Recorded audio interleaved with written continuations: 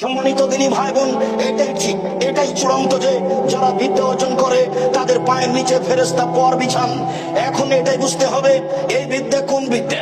যে বিদ্যা মানুষকে পশু প্রাণী করে দেয়, যে বিদ্যা মানুষকে জুলুম লুটতরাজ অন্যায় দাগাবাজি ধোকাবাজি শিখায়, সেটাই কি বিদ্যা?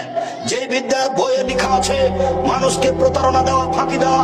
যেমন পঞ্চম ষষ্ঠ শ্রেণীর একটা বইয়ের একটা বাক্য শোনাই, লেখক লিখলেন, হাতি আর শিয়াল, হাতি আর শিয়াল, জঙ্গলে হাতি ঢুকেছে, সব প্রাণী ভয় পাচ্ছে, সবাই তো আমরা এর নিকটে গিয়ে ধ্বংস হয়ে যাব, মারা যাব, কি বুদ্ধি করা যায়?